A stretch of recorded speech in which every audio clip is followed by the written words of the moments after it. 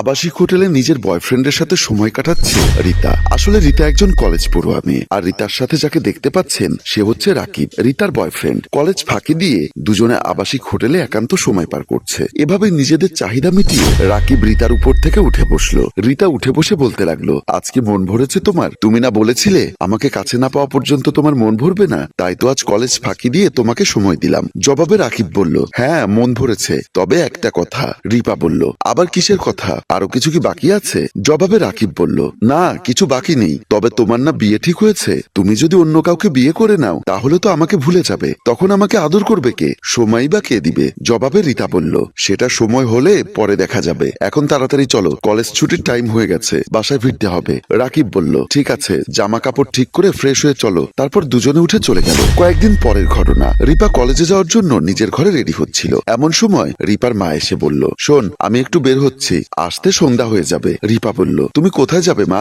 মা বলল, আসলে তোর বড় মামা অসুস্থ, তোর মামি ফোন করেছিল, তাই তোর মামাকে দেখতে যাচ্ছি। আমার আসতে রাত হয়ে গেলে তুই কলেজ থেকে ফিরে খাওয়া দাওয়া করে বিশ্রাম নিস। রিপা বলল, ঠিক আছে মা, একটু দাঁড়াও, আমার হয়ে গেছে, একসাথে বের হব। তুমি মামা বাড়ি চলে যাবে আর আমি কলেজে চলে যাব। তারপর মা বলল, ঠিক আছে তাড়াতাড়ি আয়। তারপর রিপা কলেজের ব্যাগ নিয়ে মায়ের সাথে বের হয়ে গেল। রহিম মিয়া গেটে ডিউটি করছে। এর মাঝে গেট নক করতে লাগলো রিপা ও তার বয়ফ্রেন্ড রাকিব। রহিম মিয়া একটু লেট করে গেট খুললেন। ভেতরে ঢুকে রিপা রহিম মিয়ার গালে কষে একটা চর বসিয়ে দিয়ে বলতে লাগলেন, ছোট লোকের বাচ্চা দারোয়ান, তোর এত বড় সাহস! তুই গেট না খুলে পরে পরে ঘুমোচ্ছিলি তাই না? ডিউটি না করে পরে পরে ঘুমোস, মাস শেষে টাকাটা কি এমনি এমনি আসে নাকি হারামজাদা? রহিম মিয়া থাপ্পড় খেয়ে মলিন মুখে রিপার দিকে তাকিয়ে বলতে লাগলো, ম্যাডাম আপনি আমাকে থাপ্পড় মারছেন, এতে আমার কোনো দুঃখ নাই, তবে আপনি এই ভদ্রলোককে নিয়ে ভেতরে যাবেন না, উনি আপনার জন্য পরপুরুষ, বাড়িতে কেউ নেই। আপনি যদি একটা পরপুরুষ যুবক ছেলে নিয়ে রুমে যান তাহলে কোনো অঘটন ঘটতে পারে। রহিম মিয়ার কথা শুনে রেগে আগুনের মতো জ্বলতে লাগলো রিপা। রিপা বলতে লাগলো, ছোট লোকের বাচ্চা দারোয়ান, তোর এত বড় সাহস, তুই আমাকে জ্ঞান দিস? আমি বাড়িতে কাকে নিব কি নিব না সেটা আমার একান্ত ব্যাপার, তোর কাছে কি আমার কৈফিয়ত দিতে হবে? তাছাড়া অঘটন ঘটলে আমার সাথে ঘটবে, তাতে তোর কি? জবাবে রহিম বললেন, ম্যাডাম শুনেছি আপনার বিয়ে ঠিক হয়েছে, আপনি যদি এভাবে পরপুরুষ নিয়ে ঘরে যান তাহলে আপনার স্বামীকে ঠকানো হবে, তাই বলছিলাম ওনাকে আপনি বিদায় করে দিন। রিপা এবার রহিম মিয়ার মুখ চেপে ধরে বলতে লাগলো, ছোট লোকের বাচ্চা, কাকে বিদায় করবো আর কাকে বিদায় করবো না সেটা আমার একান্ত ব্যাপার। গেটে ডিউটি করছিস, গেটে ডিউটি কর, বেশি যদি নাক গলাস না তাহলে ঘাট ধাক্কা দিয়ে চাকরি থেকে বের করে দিব। আর একটা কথা শোন, আমার কোনো ব্যক্তিগত ব্যাপারে কথা বলতে আসবি না আর কখনো। এ কথা বলে রিপা ওর বয়ফ্রেন্ডকে নিয়ে বাড়ির ভেতরে চলে গেলেন। রহিম মিয়া এক দৃষ্টিতে ওদের দিকে তাকিয়ে বসে পড়লেন। রিপা ওর বয়ফ্রেন্ড রাকিবকে নিয়ে রুমে প্রবেশ করে পাশাপাশি বসলো। রাকিব বলতে লাগলো, তোমার বিয়ে ঠিক হয়েছে, তারপরও তুমি আমাকে সময় পেলে হোটেলে নিয়ে যাও, তোমার বেডরুমে নিয়ে এসো। আচ্ছা, তোমার হবু হাজবেন্ড যদি জানতে পারে তোমার সাথে আমার অবৈধ সম্পর্ক আছে তাহলে কি হবে একবার ভেবে দেখেছো? শুনেছি তোমার হবু হাজবেন্ড নাকি অনেক বড় লোক, কোটি কোটি টাকার মালিক। জবাবে রিপা বলল, তুমি শোনোনি বড় লোকেরা ফ্রি মাইন্ডের হয়? আমি যদি কাউকে নিয়ে 2-4 দিন কক্সবাজার গিয়ে ঘুরে আসি তা ওদের মাইন্ডে লাগে না, ওরা এটাকে সিম্পল ভেবে নেয়। তুমি এটা নিয়ে কোনো চিন্তা করো না, আমি সময় মতো সবকিছু সামলে নেব। এভাবে দুজনে কথা বলতে বলতে খুব কাছাকাছি চলে আসলে রাকিব আর নিজেকে কন্ট্রোল করতে পারলেন না, রিপাকে জড়িয়ে ধরলেন। দুজনে দুজনার খুব ঘনিষ্ঠ হতে লাগলেন। আর দরজার বাহিরে দাঁড়িয়ে দরজার ফাঁকা দিয়ে সবকিছু ভিডিও করে নিলেন রিপার বাসার কাজের মেয়ে নীলা। ভিডিও করা শেষে ভিডিওটা একটা মেসেঞ্জারে সেন্ড করে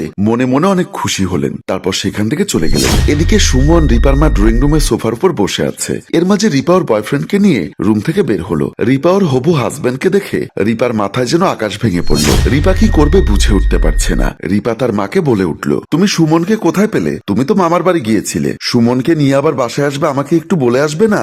আমাকে তো একটা ফোন করতে পারতে, আমি তোমাদের জন্য নিজের হাতে রান্না বান্না করে রাখতাম, এভাবে হুট করে না জানিয়ে কাউকে বাসায় নিয়ে আসে। জবাবে সুমন বলল, তোমাকে জানিয়ে আসলে তো তোমার আসল রূপটা আমি দেখতে পেতাম না। রিপা বলতে লাগলো, এসব কি ফালতু কথা বলছো?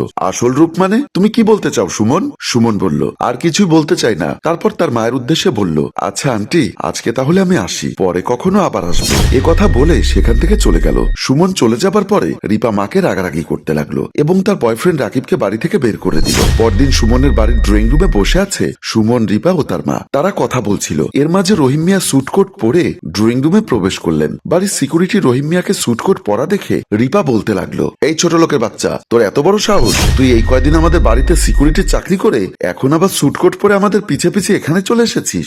মা, এই ছোট লোকের বাচ্চাকে ঘাট ধাক্কা দিয়ে বের করে দাও। জবাবে রিপার মা বলল, কাকে তুই ঘাট ধাক্কা দিয়ে বাড়ি থেকে বের করে দিতে বলছিস? তুই জানিস উনি কে? উনি হচ্ছে কাজী গ্রুপ অফ কোম্পানির মালিক কাজী আশরাফ সারোয়ার, আর সুমন তার একমাত্র ছেলে। উনি সুমনের বাবা, আর তার দেশ ও দেশের বাইরে অনেক অনেকগুলো শিল্প প্রতিষ্ঠান আছে যেখানে লাখ লাখ কর্মচারী কাজ করেন। এক কথায় সে অনেক বড় বিজনেসম্যান। যেহেতু সে এত বড় সম্পত্তির মালিক, সেহেতু তার পুত্রবধূ কেমন হবে সেটা যাচাই করার জন্য আমাদের বাড়িতে গেটের দারোয়ান সেজে তোর চরিত্রের পরীক্ষা করলো। ছদ্মবেশী সিকিউরিটি রহিম মিয়া রিপার মাকে বললেন, আপনি থামেন আপা, আমি বলছি আপনার মেয়ের ক্যারেক্টার সার্টিফিকেটটা কেমন? যে মেয়ে কিনা প্রত্যেকটা দিন নিজের জন্য একটি করে পরপুরুষ বাসায় এনে দরজা আটকে দিয়ে পরকীয়ায় লিপ্ত হতে পারে, সেই মেয়ে কখনো আমার বাড়ির বউ হতে পারে না। একটা কথা মাথায় রাখবে, যে মেয়ে নিজের ইজ্জতকে নিলামে তোলে, বিভিন্ন পরপুরুষের মাঝে বিলিয়ে দেয়, তার কারো বাড়ির বউ হওয়ার যোগ্যতা নেই। একমাত্র তাকে পতিতলায় মানায়। আর তাই আমি জেনে শুনে আমার ছেলের সাথে তোমার মতো মেয়েকে বিয়ে দিতে পারি না। আর তুমি আমার ছেলে সুমনকে তোমার জীবনে দেখা দুঃস্বপ্ন মনে করে ভুলে যাও। এর মাঝে সেখানে উপস্থিত হলো